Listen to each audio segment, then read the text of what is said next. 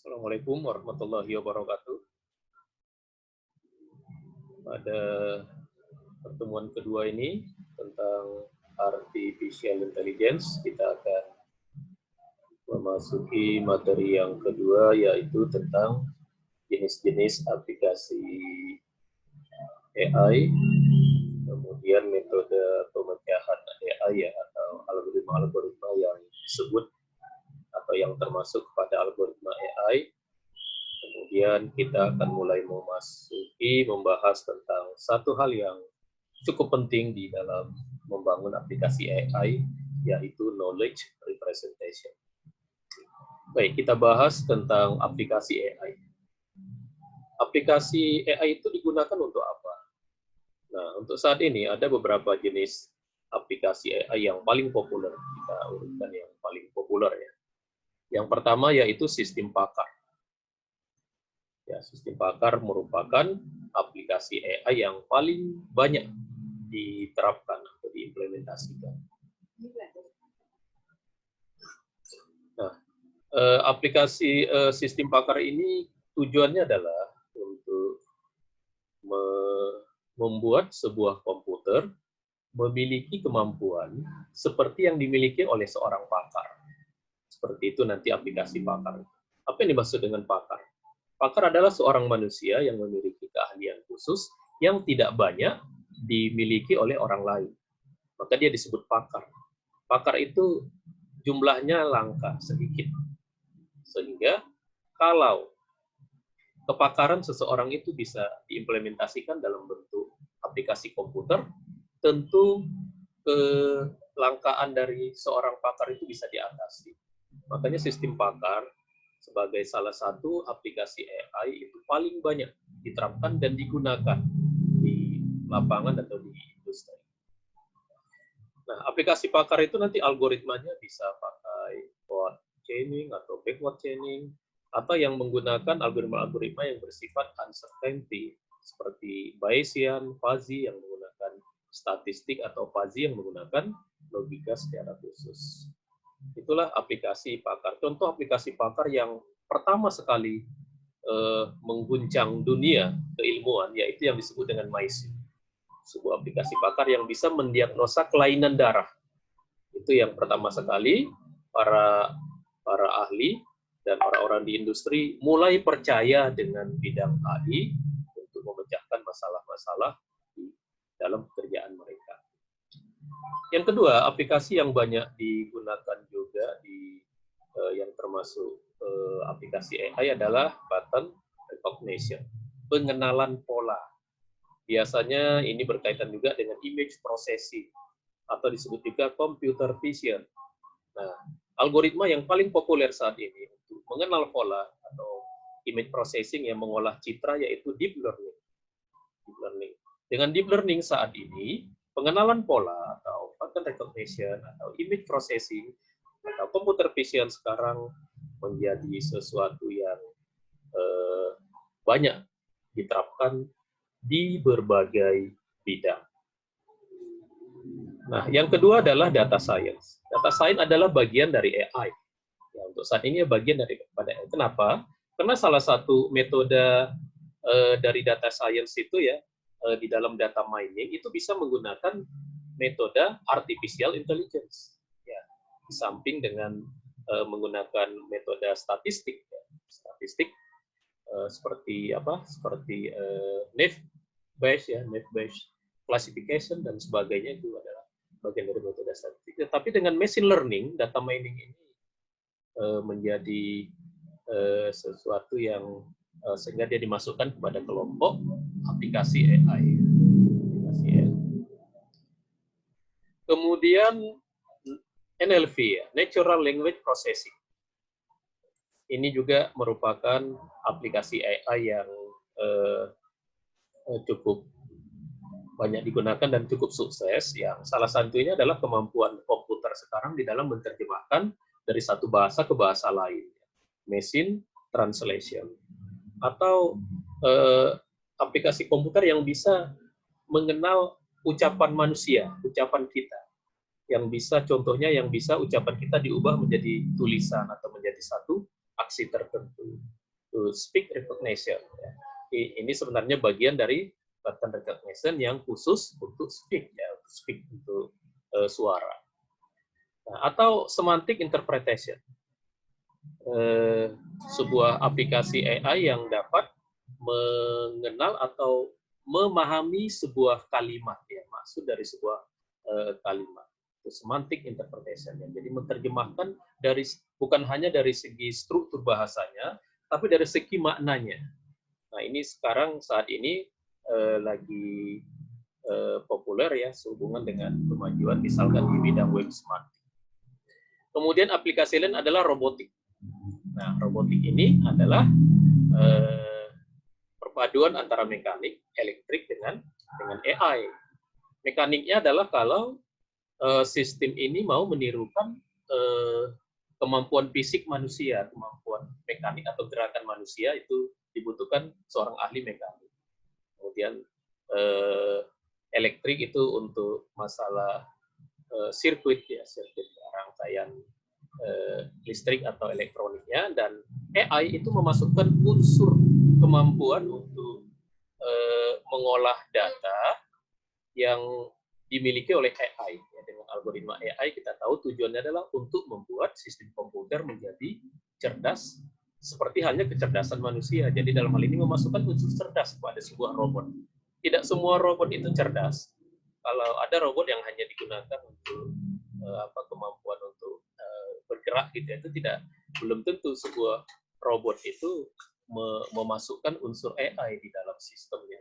Tetapi robot-robot yang bisa meniru kemampuan manusia yang semula mesin sulit untuk melakukannya, itu termasuk dalam robot yang bersifat AI. Misalkan robot yang bisa memindahkan telur dari satu tempat ke tempat lain. Tidak mudah untuk membuat sebuah mesin dikontrol oleh program yang bisa memegang sebuah telur tidak pecah, kemudian dipindahkan ke tempat lain juga tidak pecah. Nah, di sanalah dibutuhkan program AI untuk mengolah kehalusan gerakan dari tangan sebuah robot. Kemudian games. Nah, games ini aplikasi games, ya, kita semua tahu sebuah permainan yang biasa digunakan untuk entertainment, untuk untuk ya kebanyakan digunakan untuk bersenang-senang, ya, games. Tapi kalau kita perhatikan, program games itu bukan program yang mudah, ya, baik secara grafisnya maupun secara prosesnya. Ada game-game yang kalau kita melawan, ya, kalau gamenya sifatnya ada melawan antara program dengan manusia, yang kelihatan sekali kalau programnya itu cerdas, ya, programnya cerdas. Kenapa? Karena memang program-program game sudah banyak memanfaatkan algoritma AI. Ya, program-program game sudah banyak memanfaatkan algoritma atau metode AI. Jadi ada sistem pakar, ada pattern recognition, ada data science, ada NLP, ya, natural language processing, ada robotik, ada games, dan semua itu membutuhkan algoritma AI. Dan telah terbukti ketika aplikasi-aplikasi ini mengimplementasikan algoritma AI, algoritma kecerdasan buatan, membuat aplikasi ini menjadi lebih berguna, lebih berdaya guna. Nah, sekarang pertanyaannya, apa itu algoritma atau metode AI? Ya. Nah, algoritma atau metode AI itu saat ini dibagi kepada dua kelompok besar. Yang pertama ada metode yang lama, ya, metode klasik yang sudah lama muncul, dan beberapa puluh tahun ini muncul metode yang disebut dengan metode modern, atau istilahnya adalah soft computing. Jadi metode AI itu ada yang konvensional, metode yang lama, dan ada metode yang terbaru yang disebut dengan soft computing. Yang termasuk metode AI yang klasik, ya, AI yang klasik adalah AI search. AI search. AI search. Jadi atau biasanya disebut search saja. Kadang-kadang kalau kita menyebut search, kita hanya mengingat Google search. Nah, ini berbeda nanti. Kalau Google search, tujuannya adalah untuk mencari informasi dari yang tersebar di internet. Kalau AI search nanti berbeda. Ya, nanti akan kita bahas khusus ada satu bab tentang AI saja. Kemudian metode logika formal. Ya. Metode logika formal ini juga termasuk metode AI yang klasik yang digunakan untuk memahami atau mengimplementasikan logika manusia dalam bentuk simbol-simbol. Contohnya kalau di zaman dulu ada sebuah bahasa pemrograman namanya Prolog yang memanfaatkan logika formal. Ya. Itu adalah metode AI atau algoritma AI yang bersifat klasik. Artinya dari segi waktu sudah digunakan di masa-masa awal AI ini berkembang. Nah, sedangkan metode modern disebut juga dengan soft computing. Nah, soft computing ada 3 metode atau algoritma soft computing yang paling terkenal, yaitu yang pertama fuzzy logic, yang kedua neural network atau biasa disebut artificial neural network, dan yang ketiga genetic algorithm. Ini semua masuk kepada kelompok soft computing. Kenapa soft computing? Karena untuk menerapkannya harus menggunakan software, membutuhkan software. Ya. Artinya programnya itu, implementasinya itu bersifat program, ya, soft computing. Nah, belakangan ada metode Bayesian semakin berkembang penggunaannya, itu juga saat ini beberapa pakar memasukkannya kepada soft computing. Bayesian ya, ada Naive Bayesian atau Network Bayesian, juga merupakan metode yang cukup andal untuk memecahkan berbagai masalah-masalah kehidupan yang berbasis AI. Inilah yang dimaksud dengan metode atau algoritma AI yang sudah diterapkan pada berbagai jenis aplikasi-aplikasi AI yang sudah kita bahas di awal tadi. Nah, kemudian bagaimana program AI itu dibangun? Cara membangunnya bagaimana? Apakah sama dengan program-program lain? Misalkan kalau aplikasi web kita pakai HTML, pakai PHP, begitu ya. Kalau aplikasi apa yang bersifat umum kita misalkan banyak pakai Java, gitu ya. Kalau program AI ini bagaimana membuatnya? Nah, ada beberapa tool bahasa pemrograman AI yang sering digunakan. Kelompok yang pertama adalah menggunakan bahasa pemrograman khusus. Jadi AI ini punya bahasa pemrograman khusus. Ya, bahasa pemrograman khusus untuk AI. Contohnya Prolog. Ya, Prolog ini singkatan dari programming logic. Tadi ya, implementasi dari logika formal ya, Prolog ya. Prolog ini saya juga sempat menggunakannya beberapa tahun di kuliah-kuliah awal AI dulu, waktu saya awal-awal mengajar, kami praktik menggunakan Prolog. Ya, cukup lumayan untuk mengimplementasikan bagaimana program AI itu bekerja, tapi terbatas hanya untuk logika formal ya, atau logika prosedural ya. Kemudian ada bahasa pemrograman namanya Lisp. Lisp ini kepanjangan dari list programming, pemrograman yang struktur datanya list. Ini juga pemrograman khusus untuk AI. Ya, pemrograman khusus untuk AI ini banyak digunakan di benua Amerika ya. Kalau Prolog ini banyak digunakan di Jepang dan di Eropa. Jadi bahasa pemrograman itu ternyata ada aliran-alirannya ya, ada kelompok-kelompok tertentu yang atau daerah tertentu yang lebih banyak menggunakannya. Nah, itu bahasa pemrograman khusus. Nah, yang kedua, membuat program AI juga bisa menggunakan bahasa pemrograman umum, pakai C atau pakai C++. Saya di dalam awal riset saya waktu di tingkat pasca sarjana ya S2, saya membuat program AI pakai C++. Waktu itu pakai Borland C++, bisa kita membangunnya. Tapi tentu kita bangun secara prosedural. Kalau Prolog dengan Lisp ini dibangun dengan struktur tersendiri. Tapi kalau ini ya kita menggunakan logika pemrograman prosedural. Tapi ternyata bisa ya, dengan C atau C++. Kemudian MATLAB. MATLAB ini juga cukup andal karena dia memiliki beberapa library yang kita tinggal menggunakan beberapa algoritma AI yang menggunakan bahasa pemrograman yang umum ya. Karena MATLAB ini kan logikanya logika prosedural biasa. Nah, MATLAB ini termasuk untuk saat ini ya termasuk bahasa pemrograman AI yang paling mudah digunakan. Karena dia ada yang bersifat visualnya, kemudian struktur datanya yang juga cukup mudah untuk digunakan. Nah, yang ketiga, saat ini muncul bahasa pemrograman modern, katakanlah Python. Python atau R ya, R programming. Nah, saat ini kayak contohnya Python. Python juga bahasa pemrograman yang banyak digunakan untuk mengimplementasikan algoritma-algoritma AI. Kenapa Python banyak digunakan? Karena library-library AI, ya misalkan library untuk fuzzy, library untuk neural, untuk deep learning, ya, untuk image processing, ya itu banyak diimplementasikan oleh orang-orang menggunakan Python. Sehingga kita yang membutuhkan tinggal menggunakan library atau modul-modul yang ada di Python yang sudah banyak tersebar di internet. Itu makanya Python menjadi saat ini menjadi sangat populer untuk mengimplementasikan algoritma-algoritma AI di dalam aplikasi kita.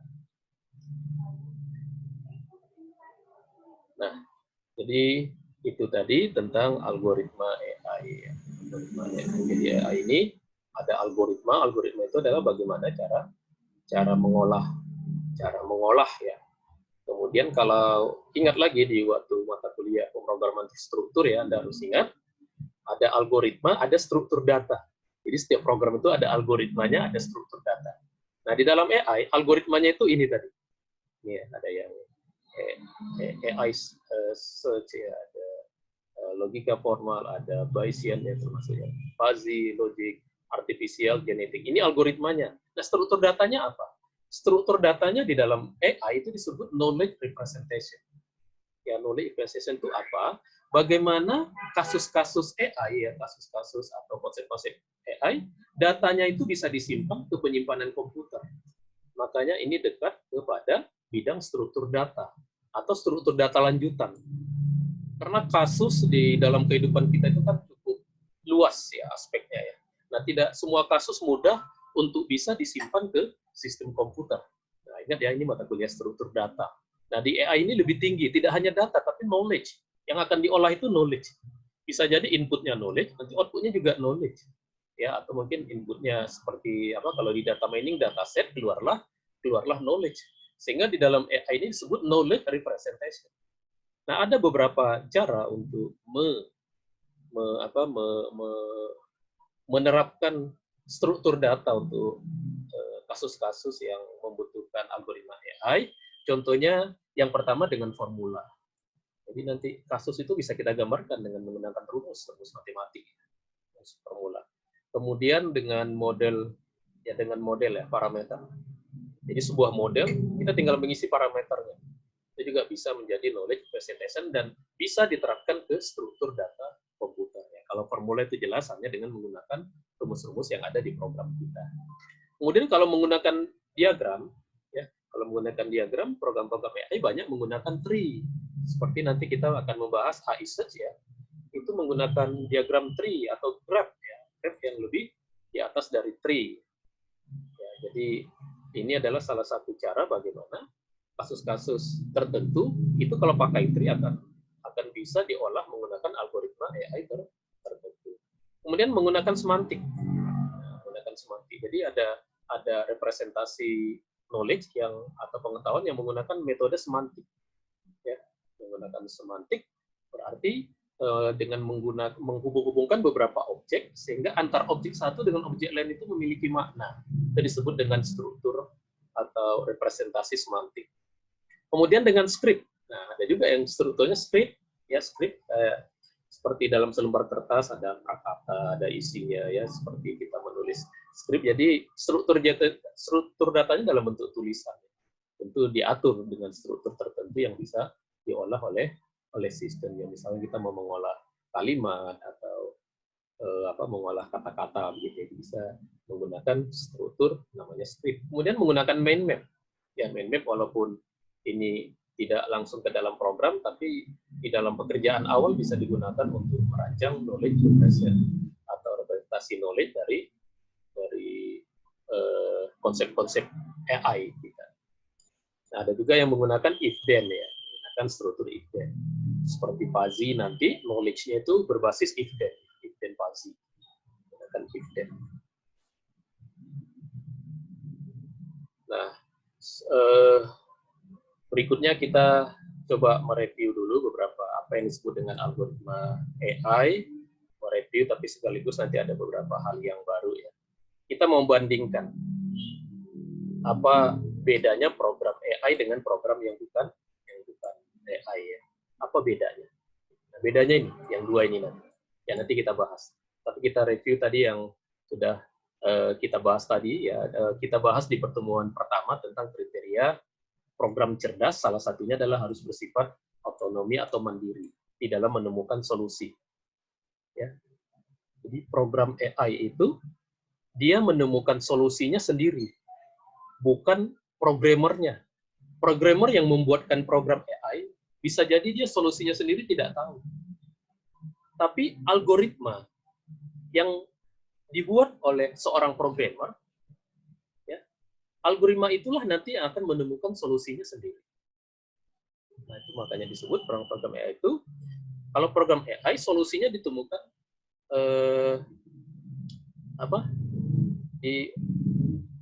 solusinya ditemukan oleh algoritma, ya, ditemukan oleh algoritmanya. Tapi kalau program konvensional ada masalah, solusinya dipecahkan dulu sama programmer dalam bentuk langkah-langkah atau algoritma. Setelah jadi baru dijadikan program. Ya, setelah jadi baru dijadikan program. Nah, ini namanya program konvensional, di mana programmer memecahkan solusinya, dijadikan algoritma, jadi program. Nah, itulah disebut dengan program biasa. Sedangkan program-program AI, nah, algoritmanya dibuat memang oleh programmer, tetapi belum ada solusinya. Ya, misalkan nanti deep learning itu sebuah algoritma. Nah, deep learning bisa menemukan solusi, misalkan tentang kemiripan atau mengidentifikasi sebuah pola. Bukan programmernya yang membuat algoritma untuk memecahkan solusi itu, tapi algoritma AI-nya.